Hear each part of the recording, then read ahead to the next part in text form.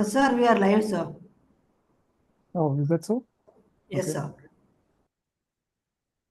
All right. A very warm welcome to the students and parents of DQ Labs. So in every e-meet, so we get the opportunity to meet a design school.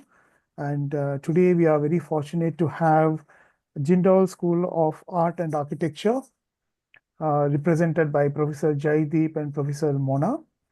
So these are quite experienced professors and design practitioners who are leading the Jindal School of Art and Architecture.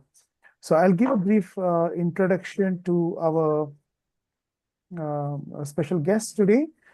So Professor Dr. Jaideep Chatterjee, he is a professor and dean at Jindal School of Art and Architecture. He is affectionately known as the Swiss Army knife of academia. Dr. Jaideep Chatterjee is an architect, historian, and anthropologist with two PhDs from Cornell University. His research dives deep into design, visual culture, and technopolitics in post-colonial India. With teaching experience at Cornell University of Cincinnati and beyond, he also collaborates across disciplines and is an avid sci-fi nerd, dog trainer, and a culinary deconstructionist. So welcome, Professor Dr. Jaideep. Thanks, Umesh. Thanks. We also have Professor Mona Bagla, Professor of Practice and Associate Dean of Admissions, Outreach and Communications, Jindal School of Art and Architecture. So she's a vibrant multidisciplinary designer. She brings over 28 years of global experience in interior and communication design. From Mumbai to New York, she has left her creative mark across industries and institutions, including Goldman Sachs, Adobe, HP, and others. She's also a passionate educator, conceptual thinker, a pastry chef, an entrepreneur, infusing color and positivity into everything she does. Welcome, Professor Mona. Thank, thank, thank you, Umesh. Yep. Okay. So how we go about this e-meet is that Professor Jaideep is going to present about Jindal School of Architecture, Art and Architecture, and then followed by the FAQs. So please feel free to use the live chat facility to ask your questions. We'll moderate them and we'll ask the professors here such that you're all clear about the school and the school's importance and how Jindal can actually help you craft a unique career for yourselves. Okay. So with that, over to you, Dr. Jaideep. Thank you so much, Umesh. I hope I'm audible. Yes, you are. All right. Thank you so much. It's always a pleasure to come and speak with the students of DQ in Bangalore. In fact, we have such a large contingent of students who join us every year from your institution, right? So we have a fond relationship, and it's always been wonderful. And we've had some of our really, really top students are the ones who have come from DQ. So I'd like to see that happening and continue to happen as we go ahead. I'm going to talk a bit about the design programs at JSAA, and all of this has changed a bit in a certain sense. Things have really kind of blown up at JSAA. So if you permit me for a second, I'm just going to very quickly share my screen and give you guys a little bit of a taste of what is it that we are doing in terms of design programs at JSAA. Right. So just give me a second. Give me a minute to just kind of go back to that. Just give me a second, please. I apologize. Yep.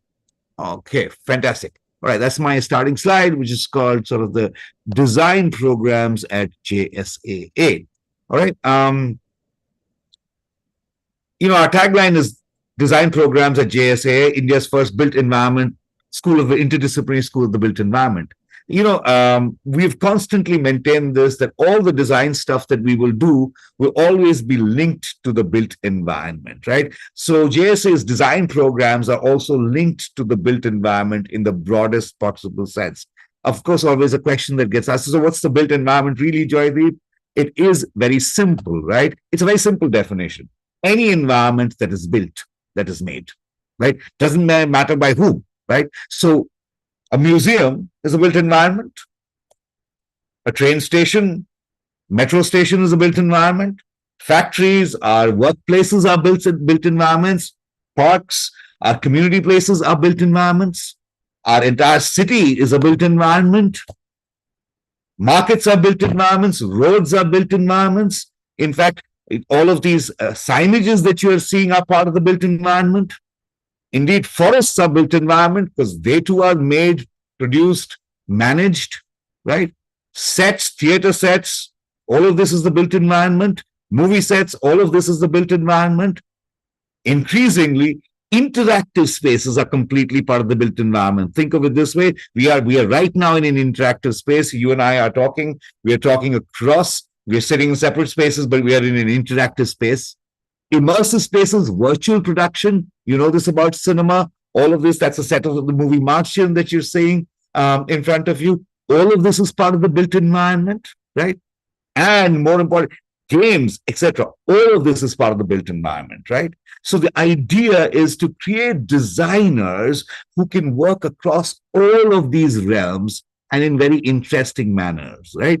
And the way we do that at JSAA and the way we've kind of mapped all of this out at JSAA is through 10 very interesting design pathways that are available to you at JSAA, right? And out of these, two are actually national in scope. That is, they're wholly located in India and they're 4 years in duration.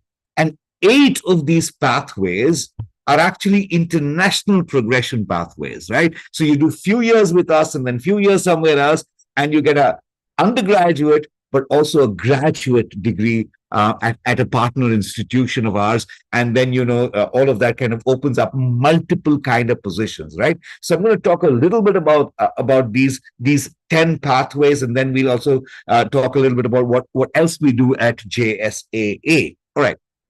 What are these 2 national level pathways that are there at JSAA, right? As I already said, they're 4 years in duration. They're a Bachelor of Design. And the first one is the interior environments pathway, right? So the interior environments pathway are for those people who are really interested in things like set design, those who are interested in things like museum design and retail design. Mona, who is sitting here, is actually was a practicing interior designer at one point of time. And, we're talking about all kinds of, whether it's an interior of a bus stand, an interior of an airport, we're talking about commercial, we're talking about official, we're talking about all kinds. In fact, if you do realize, interior environments are everywhere, right? And in fact, more than anything else, we as human beings exist within interior environments, right? And so this is controlling the entire gamut. You go to a mall, that's an interior environment. You go and buy a shop, you go to a restaurant, that's an interior environment. So all of interior environments, right? It covers that kind of a program, right? The second is immersive digital environments. Now, this is what I mean by starting from everywhere, from interactive media practices to things like, game design, to things like hospitality design, to virtual production, to things like online retail now, education online spaces, architectural design, which is going online, but game design, which is online. Think about app design. All of this becomes immersive digital environments, where you are. So it includes XR, it includes AR, it includes VR, right? All of that, right? Which is virtual reality, augmented reality, extended reality, MR, mixed realities, right? So all of this, and you can think, currently, so it goes all the way from apps to, making the movie Avatar, for example. Do you see what I'm saying? All of this is included in this kind of a program, which is there, right? Now, if these 2 are our undergraduate, two undergraduates, exclusively sort of national level undergraduate kind of programs. We have 8 these international kind of pathways that are available for all of you, right? And this is an exclusive tie-up that we have with the University of Westminster in London, right? And you all can go and look at Westminster. Westminster is one of the sort of very progressive, cutting-edge kind of design universities in the UK. And what we have done is created this a very unique system which doesn't exist anywhere else in India, where we do this with our partner at Westminster. So how does that really work? Let me try and explain that to you. Okay. All right. What you do is you do 3 years at Jindal. You come into any one of our undergraduate design programs, right? And you do 3 years with us, right? And then for 1 semester, which is 0.5 years, you go to Westminster, right? And you go to Westminster and you explore multiple pathways, master's pathways that are available to you there, right? And then you come back to Jindal for another 5 months and you complete your undergraduate degree enriched by your global experience, right? And you are kind of already decided what is it that you're going to do your master's in. There are actually 4 or 5 options that you have out there, right? So after you've finished your 4th year, you return back to the UK, right? And there you go ahead and what you do is you choose out of any of these 4 things that are available to you, right? So you could have potentially in your 0.5 years over there, right, decided that, sorry, I apologize, I need to go back. I apologize for that. You could have decided that I'm really interested. I did my undergraduate in interior environments, but I want to combine that with event design and management.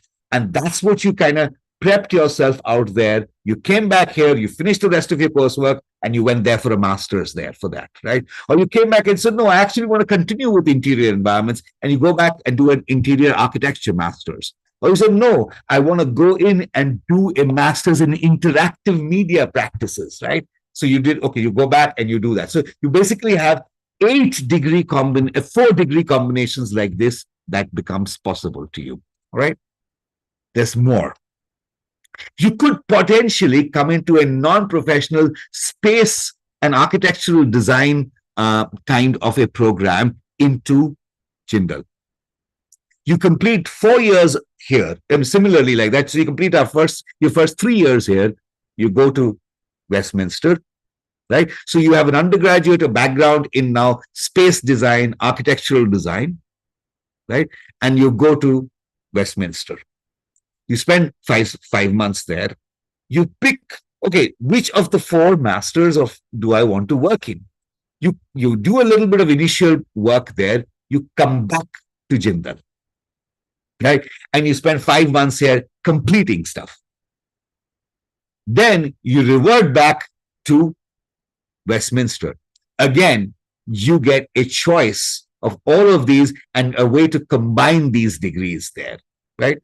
Now, if you thought these were all the combinations that are possible, hold on, hang on to your hats, as they say, because there's actually more that's possible. Now, if these are the 10 kind of combinations, one of the things that we also make you realize in Jindal is that design does not exist in vacuum. Design actually works with law. Design actually works with, development. Design actually works with policy making. Design actually works with communication. Design actually has to work with society. Design has to work, with issues of culture. Design has to, at times, work with issues of management, of business, of finance, right? So one of the other things that is possible for all of you who come into Jindal at the undergraduate design degrees is that you have an option of 16 minors, right? So look at the kind of combinations that are actually possible to you. You have 10 major degree combinations and 16 minor degree combinations to choose from. That's actually more than 160 degree combinations, right? And our students are doing stuff like this. And it's kind of crazy what you can actually do. So you could potentially be a student who's like, you know what? I'm very interested. I'm going to do a minor in interior environments, and I'm going to focus on, I don't know, set design and retail design. And I'm going to do a minor in journalism and communication, and then do a master's in interactive media practices. All of this is possible. Right? You could potentially be a student who say, oh, I'm interested in immersive digital environments, and I'm very interested in parametric design or game design, and I want to combine that with environment and sustainability as a minor issue, but then go on into my master's and do a master's in something like how to do management of design. You know what? You can do it. That's what I'm saying. So there are more than 160 degree combinations that are actually now possible for you. So this is unlike anything that's available in India by far. All right. How do we make this happen? I'll very quickly tell you. One of the things is this idea of absolute interdisciplinary learning at JSA. How we do is, you've got this pick and choose kind of method. You've got a minor, you've got a major, and you've got, minors you can take across all of these schools at Jindal, right? And all of that. The second idea is something very unique to JSA, is this idea of a flexible, customizable program. Now, other than a few things which are set for you in your foundation year and some ateliers which are fixed, you pretty much go ahead and decide your coursework, how you take it, which year you take it, right? And what you want to take it with. And you decide how your major courses can map onto your minor courses, how your minor courses can complement your major courses. You can do all of that together. Right. And just kind of design your own curriculum in a certain sense. Right. It's completely possible. All right. 3, very, very important. Everything is what's called PBL, project-based learning. Right? PBL, project-based learning. Very simple, real life projects. So a real life project, you have multiple things that you're supposed to work on. Right? So you're not only working at design, you're looking at its making, you're looking at its policy, you're looking at all of that. Through this project-based learning, you're fundamentally working on all different aspects of things. Right? And you can look at our students. I mean, these are examples of our students of having done work like that. Everything is, these are actual buildings that have gotten built by our students. Right? So that's part of how this works. Right? 4, critical. If you were to ask me what's the most important thing in any university or any school, is faculty. JSA has faculty from all over the world, right? Trained in across disciplines on almost anything that you can imagine. Right? We have architects, we have interior designers, we have artists, we have engineers, we have geographers, we have anthropologists, we have conservationists, we have historians, we have lawyers, we have artists. Everybody is part of the school, right? Everybody is a part of the school. And so you're getting, and all of these people come from some of the top places in the world, right? And you kind of get this very global exposure right from day one in this interconnected manner, right? All right. 5, I think, which is very, very critical, is that there's also a whole lot of research work that's done at the undergraduate level for students, because students work with faculty, right? So they kind of carve out their own kind of programs. 6 and 7, which is very critical, is this idea of seamless integration with industry. We have more than 150 to 200 companies who have signed MOUs with us. Right? And they give our students first pass at multiple internships that they're supposed to do. In fact, every student at JSAA has to mandatorily do a minimum of 3 internships, 3 to 4 internships. It's not one internship. You have to do more than 3 to 4 internships. In fact, there are internship credits. Indeed, there's something called an externship that we ask our students to do, where companies actually come and offer a kind of a wicked problem that they want to work on to students while they are in school. Right? That's the other way that all of this is really made possible. The seventh idea is this idea of global initiatives. I've already talked to you about this kind of international programs. But apart from that, there are semester exchanges, there are semester abroads, there are short-term study abroads, right? There are all kinds of things with multiple universities all over the world as for our school, and more than 350 or 400 universities across the university.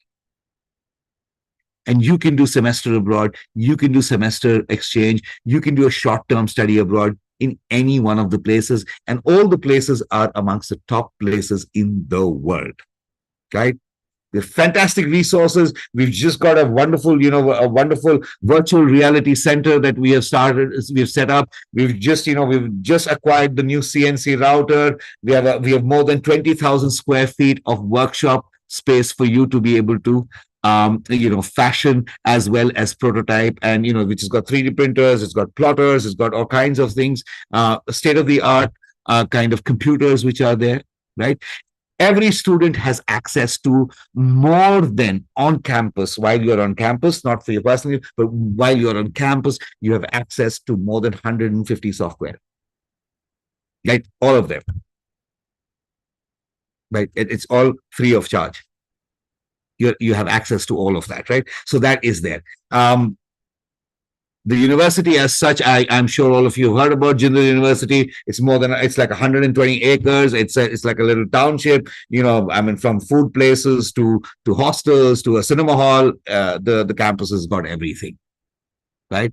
And I don't know if you can see it right there at the back is where JSAA is, right? If you just look below the flag and go right down, you'll see it right there at the back of the image, right? So I'm going to stop here. And this is a view of the hostels, a view of the common room, view of the pool. Actually, the pool looks very different now. It's got a huge 200,000 square feet kind of a sports complex built right on top of it. So now the swimming pool is actually an indoor pool, and it has this fantastic kind of a racetrack all around it and stuff like that. Okay.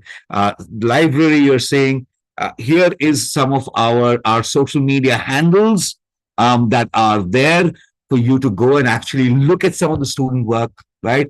Professor Bagla, who's with us, she actually, along with the students, handles all our social media stuff.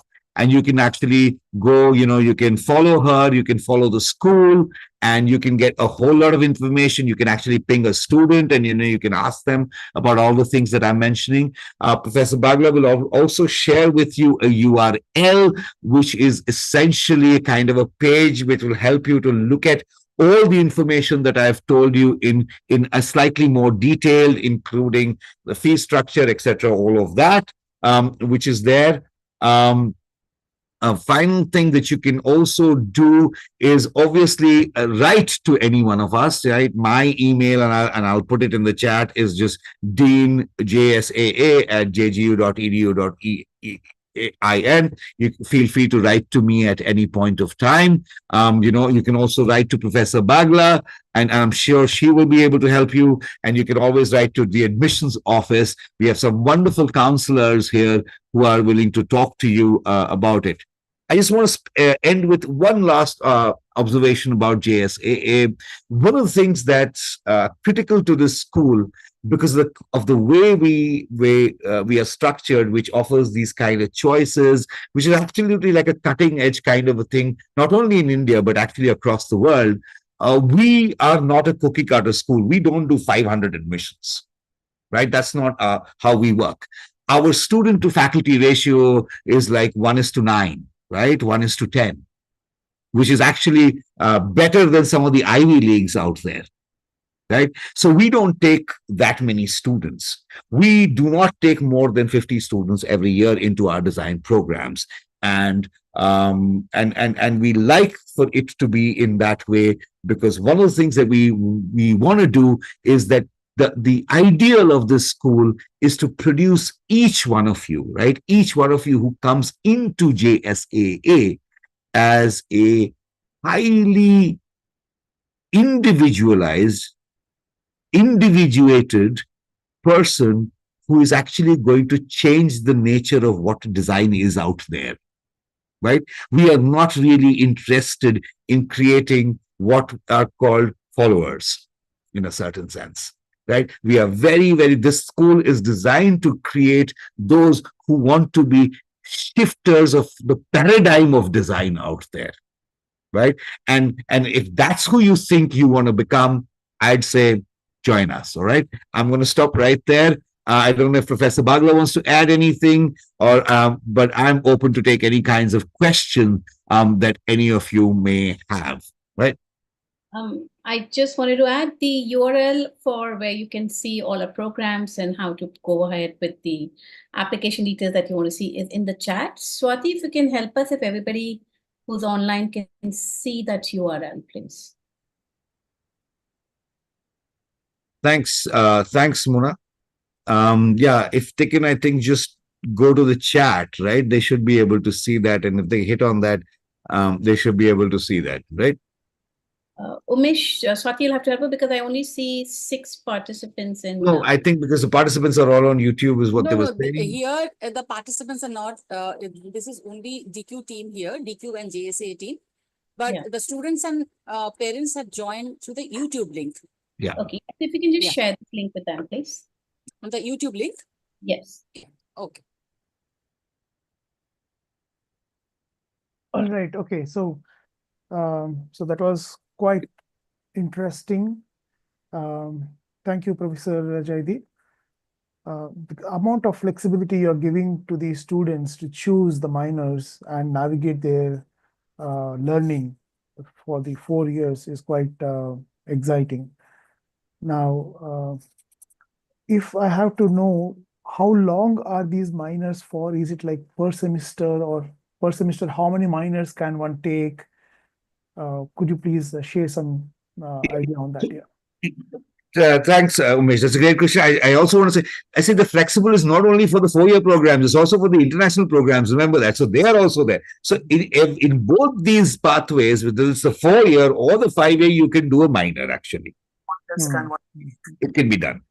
Now, the minor doesn't work semester-wise.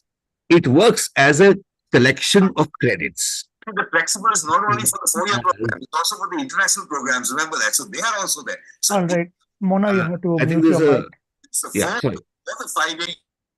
And I request not to open the YouTube link because there could be audio disturbances. Yeah. So I'll just repeat myself, right? Yeah. Sorry, so the flexibility is actually not only for the 4-year in India programs, national programs, but also in the 5-year progression programs, international programs. Now, the minor works in a very interesting manner. The minor is not something that you have to complete in the first year or in the second year. That's not how it works, actually. You have to, in order to get a minor in any of those, out of any of those 16 minors that are there, you basically have to collect what are called 24 credits. Okay. And you have to do it over the period of your study. I see.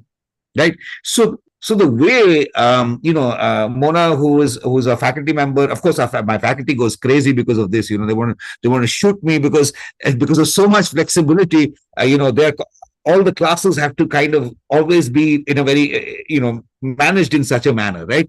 But the way it works is that all students, they actually pick and choose classes that they want to do beyond their foundation year, Umesh. Right. And we have this elaborate program in which, every student is assigned a student mentor, and they work with their mentor and they fill up a course enrollment form, and they kind of design that, okay, what do I want to take where? And how I can best combine things. Right. And then all of that is submitted, and then, it's then bid into the program, and they get their seats like that. Right. So it's not really like you have to finish it in this. No. You have to collect. It's in a certain sense, it's NEP on steroids in a certain sense, right? So whatever the NEP wanted, we have just gone way beyond that, right? It's completely a kind of a bouquet-based system for everything that you are doing, right? Right. Okay. So apart from the foundational work or the courses that they do, Right. how many minors that they need to choose over the period of course? Typically, they can choose one minor, typically, Okay. because choosing more than one minor makes it a little difficult. We have had a few students who have done two minors. We've actually had a student who did two majors. That was very interesting. What he did, this student, was a case where he did the space and architectural design at the undergraduate level as one major, and law as the second major, and a minor in finance. Right? And then went on to do a master's in Sheffield in project management, and came back to India and stayed in UK for a bit, then came back to India to do a kind of a thing. He works for JLL and Collier, big companies now, right?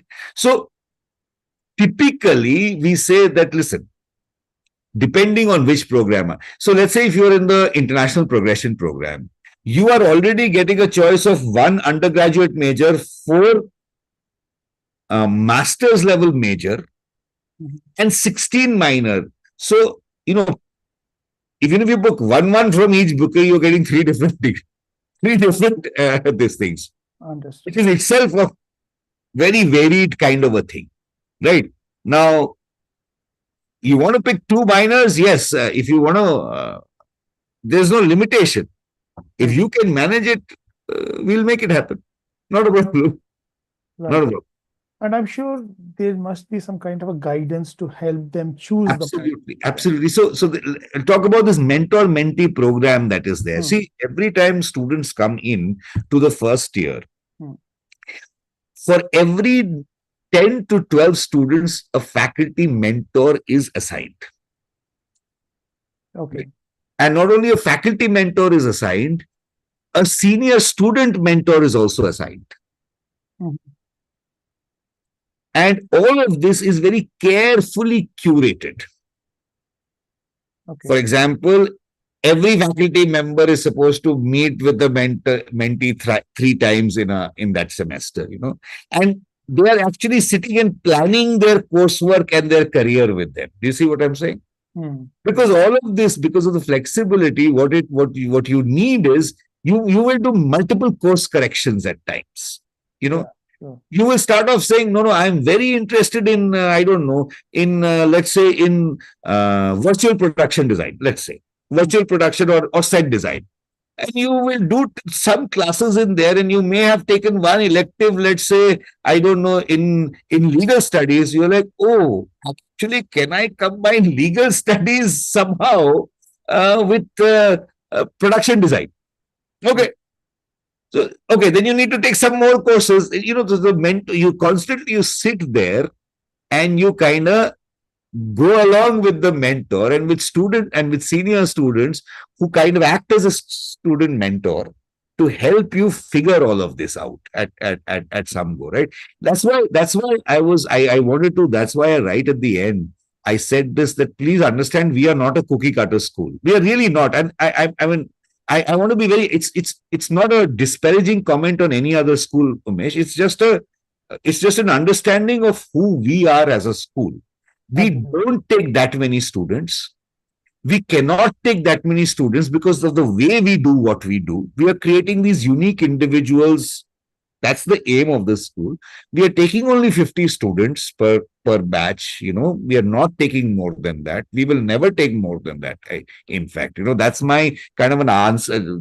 Deal with the vice chancellor that we can't do this. We have to really. So we will take 50. We will train them very individuated man. See, because apart from this, you're doing semester abroad. You're doing semester exchange. You understand what I'm saying? Everything is getting curated. So, if you want to go semester exchange and do that coursework in one of our partner universities, how will that affect what you are doing here? So, everything is very carefully curated. Cannot happen if there are 500 students. And, you have a class of 150. Cannot happen. Right. What is the student and faculty ratio, sir? Swati, like I said, 1:9, 1:10. Okay. Right? We don't take more than that. And see, that's why JSA is still relatively, the entire school is 350 students. We are keeping ourselves at that, right? We are keeping ourselves at that. And we see, because again, think about it this, I mean, it's not only from the point of view of even so mentoring, classwork, all of it, but even in terms of resources. Our labs, our everything are open from 6 in the morning till 12 at night. You do. So the idea is really that you work whenever you want to, you work however you want to, you go in, everything is at your disposal, all the labs. So the idea is that we are creating these people who are we want them to become paradigmatic thinkers about how design is going to be 20, 30 years in the future. Okay. This is, I'm sorry if I can take one more minute, Swati, to kind of. Yeah. Tell me, sir. Yeah. There's a wonderful quote from the New York Times a few years ago. He said, if the quote said, our children are going to be working on things that we have no idea about, using tools that we have no idea about. Right? Now, so if I'm actually training my students for today, they're already dinosaurs. I tell you why, because their peak will come 20 years down the line. So our idea is to do and make students think of combinations and work with issues and topics of design and areas of design where people are thinking, oh, really, can that happen? We had a student who combined environment sustainability, external affairs, and design. I did not think that was possible. I said, really, you're doing a minor in external affairs and diplomacy and design? He said, yes, sir, let me assure you, there's some interesting work to be done over there for designers. I said, fascinating. Let's see what's happening. So it's those kind of things that are emerging and those are possible in a certain sense, Vati. Okay, sir. And I do get some other questions from parents, like if you can share some insights on the scholarship. So we do have scholarships, and scholarships are there is usually Harsh, who's our admissions person, takes these questions. So I will try to take them to the best of my ability, but I think so. It's a merit cum means scholarship at Jindal University, right? And basically what it means is that if the combined income of your parents is less than, I think, 50 lakhs, then you're eligible for scholarship. And then there's a kind of a merit thing that is done, and which includes your portfolio review, which includes your your interview and all of that, and then you are given a scholarship. Right? So there are scholarships, but the scholarships are competitive, and they're highly competitive scholarships. Right? And then you are expected to maintain a certain CGPA, which in this case is 6.5 out of 8. Right? For the scholarships to continue. Otherwise, they are redistributed. So it's a very competitive scholarship base that's there. Okay, sir. Thank you. Sir. Thank you. Pleasure. Any other questions? Yes, Professor. Please. So if we take a typical design school, yes, students, when they're applying for the design school, they get these specific streams like, okay, product design, visual communication, right, etc., UI, UX, whatever, furniture design, transportation design. Now, at Jindal, you have two specific streams, right? Disciplines, right? So interior environment and immersive digital environment. Let us say a student wants to go into visual communication. Which discipline? So here's the thing. What I'm saying is, we're going to teach you visual communication as long as it is related to the question of the built environment. Do you see what I'm saying? Right, of course, yes. Right? Now, so you can come into either. You can come. So the base idea is the built environment. Right? So whether you're working on interior environments or the built environment as a whole, right? You can come into either.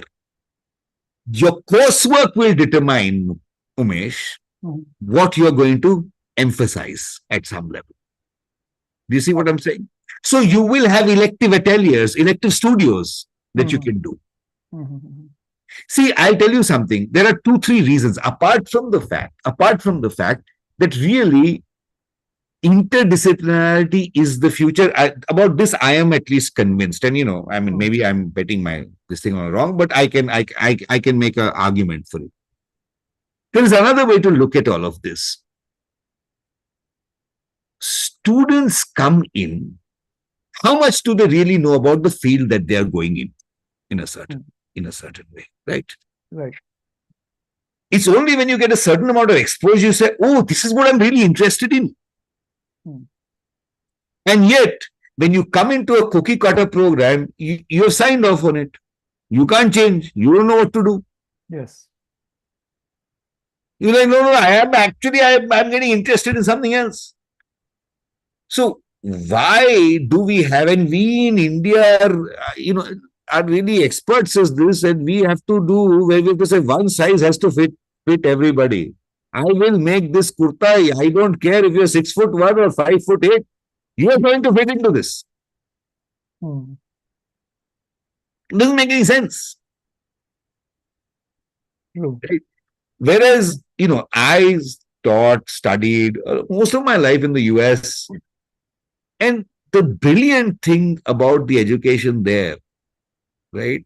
And which now so many of our students who have got it over here and who have, seamlessly transitioned all over the world and top schools, Umesh, all over the world, right? They are trying and saying, sir, now we realize what JSAA is. He said, like, when we go to the US, it's not different for us. We are like, yeah, we know the system. We know what is happening. We know what to do. It's fascinating to hear what they're saying. They're saying, okay, what we are doing, okay, that sometimes we turn around and tell folks in the US, you can't choose this. Oh, no, we can choose this in a university. And they say, oh, really? So it's a different, the mentality is different. And I am telling, and I am very honest about this, that this is a particular kind of student. We are upfront about this. We are saying that you have to be this kind of student who wants to explore design. You are saying, I am somebody, I'm going to just completely explore the question of design. Now you may say, Jaideep, what is the job market for something like this? By God's grace, I will tell you, till now, our students are getting anything more than 30 to 40% more than any market. Okay. 30 to 40% more than any market. Right? Not only that, our students, Umesh, are getting accepted in any program in the world that they are applying to. I have students who are getting accepted in 7 to 10 programs simultaneously in Europe, in UK, in Canada, in America. Now I have statistics. We are now 6 years into this school, right? 7 years into this school. I now have the statistics for all of this. So the idea is to change what we are doing out there. That is in a nutshell. Yeah. Right. Great. So I'm sure you must be having some success stories documented, which absolutely share it with the students and parents that will gain. Absolutely. In fact, I invite all the parents to go and look at some of the pages. In fact, we have brochures on all of these where student testimonials are there. There are ways that they can get in touch with Professor Bagla, and she will be able to share some of this stuff with them, right? I would encourage the students to reach out to our alumni who will also talk to you about all of this and let you know. So we have documented, and all of this is now available. Oh, great. So as you said, one of the mindsets the student will have to carry coming to JSAA is to explore. Yes. Navigate through various design disciplines and choose something that they think they fit into. Apart from that mindset, is there anything else that you look into for a student or they should be carrying with them when they join the school? That's a great question. Right? So yes, this ability to explore, this keeping this thing open. I think what's very critical is also someone who loves to tinker. I don't think there's a word that's used much anymore, right? But some people, you always find these people who are like, I will break things just to see how they work. I will put them back just to see again how they are made. Do you see what I'm saying? Right. That's something we definitely look for in students. I'll tell you why. Those kind of people are the best articulators of problems and therefore the best solvers of problems. Because they're kind of crazy about it. Like, like what is making a thing work? Even if it is working, like I'll break it to see how it is working, right? And that is a very critical tool, actually, right? And in fact, if you do go through our kind of an entrance exam and all of that, those are some of the things that we do test, right? How well are you actually looking at how the world is put together? Right? Because in a certain sense, that is a critical kind of a skill as well as an attitude, a bent of mind that a designer, we feel, ought to have. This ability to say, I want to see what makes a thing work, right? And what is it that is stopping it from working better? So that's the point I'm going to fix and then create the next thing. Do you see what I'm saying? So that's very critical out there. Okay, cool. So the next question is that you said you have about 50 students per year as an intake. So do you have any statistics like, okay, from which all part of India they will be joining? Especially from South India, how many are there? Interestingly, more than 50% are from the southern part of India. Oh, nice. Yeah. No, and I keep saying that DQ has some of our brightest students have come from, thanks to you guys, Mesh, right? A lot of our students come from the southern part of India. That's number one. But we have students from all over the country, right? Who come. We have students from the east, students from the west, students from Delhi, all over, Mesh. All over. But Bangalore is a huge sort of a place for a lot of our students who are coming.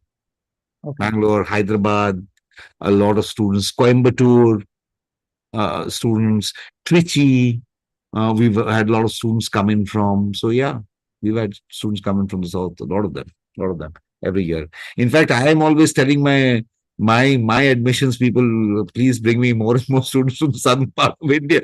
They have been our top students consistently. So I'm a little biased, but you can sue me for that. But I am probably right. So another question related to the industry and the industry developments that are happening, especially the artificial intelligence. Right. How is Jindal School embracing this particular? Oh, thank you. Thank you for asking that question. In fact, very interestingly, look, if I can, do we have 2-3 minutes for this answer? Sure. Okay. All right. Okay, cool. So, recently one of my former students who now runs a pretty big communications company down south, he's based out of Chennai actually, and the company is called Become. He had me over to talk to all his 150 employees and about this thing, right? And so he said, sir, you please come and give us a little bit of this thing on AI. So I told him, his name is Harish Venkatesh. So I said, Harish, yeah, I'll come and talk. And this is what I talked to them about. I'll give you a small gist of this.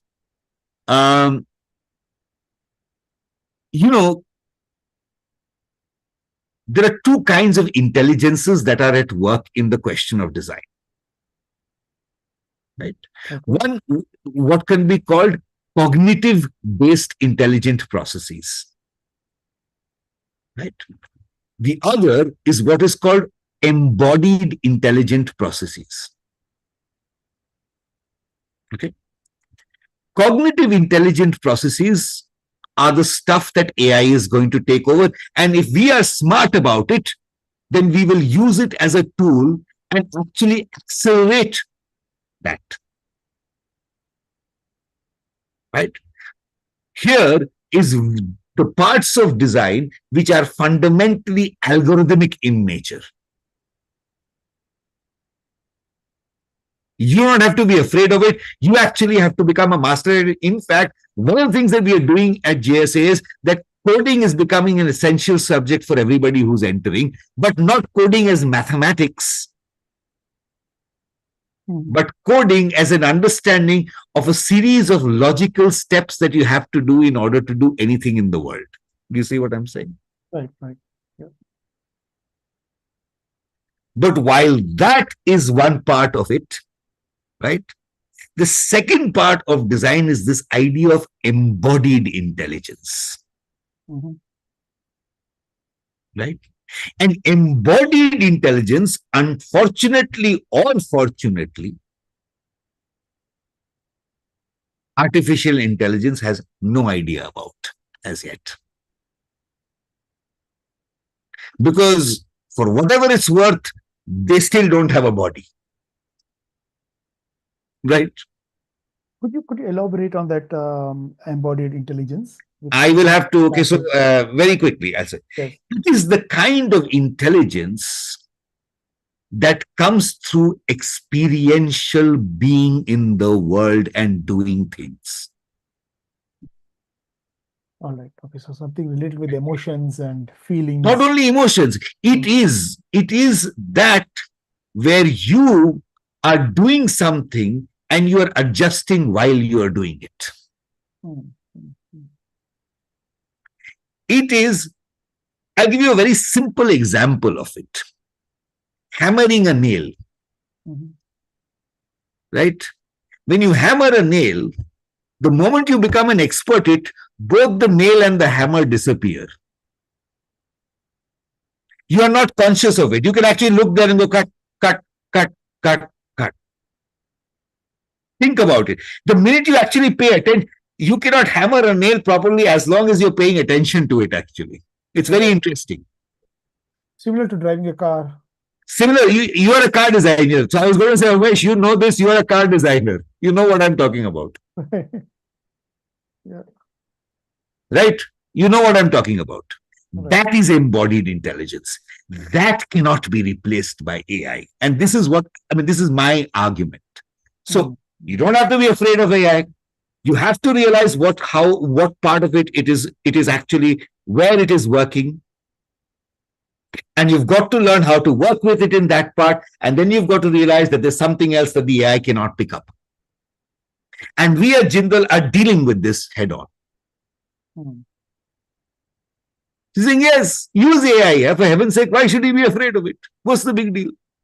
In fact, very recently, I was at a panel which was organized by Apple. So I am asking Apple to come here. I'm saying, so they were fascinated by our immersive digital environments program. The head of the head of the Apple education in India, Hitesh, right? And I'm asking Apple to come here. I'm saying, Apple, let's work on this together. Let's work on the technology. Let's work on AI. And I mean, we want it integrated into the coursework. Yeah? Who's afraid of AI? Why? I think those who are thinking that, I think, do not have a good understanding of what comprises design intelligence, quite honestly. Anyway, that's my 2-bit.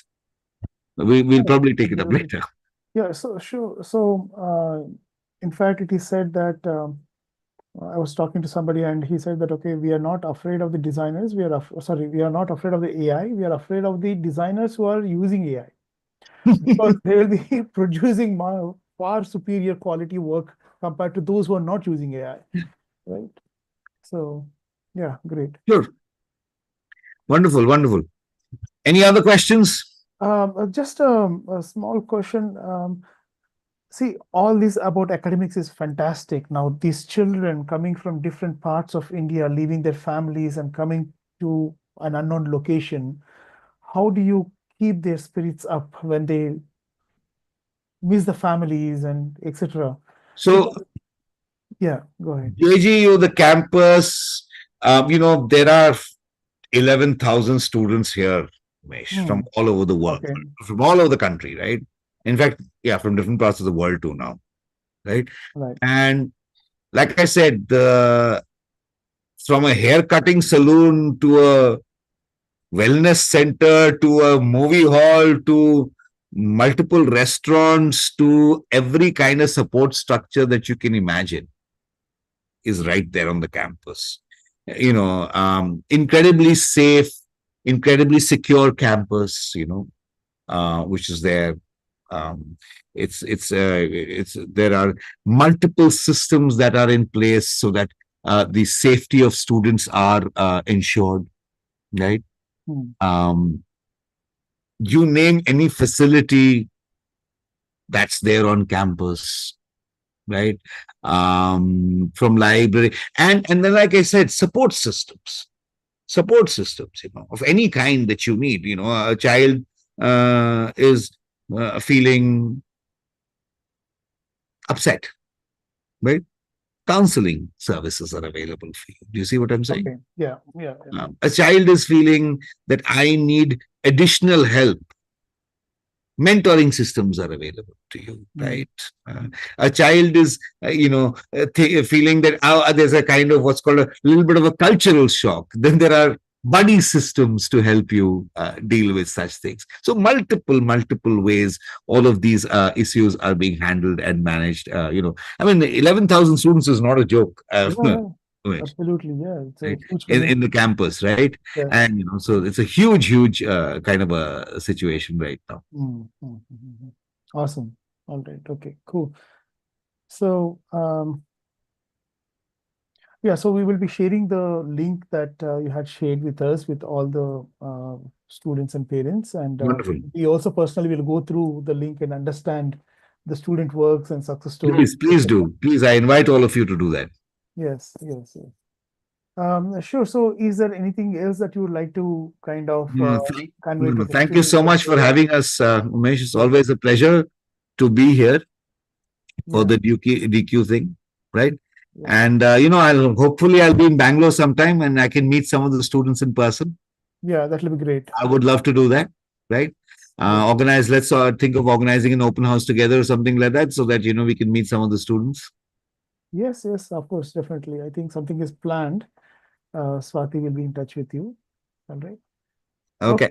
So great, awesome. Sure, Thank you sir. so much, Professor Dr. Jaideep and Professor Mona, for spending some time with our students and explaining about JSAA.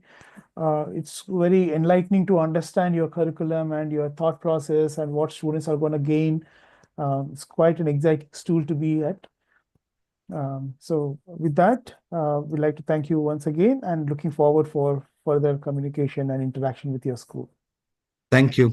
Thank you. Thank you, Jaideep. Thank you. Bye-bye. Bye. Bye.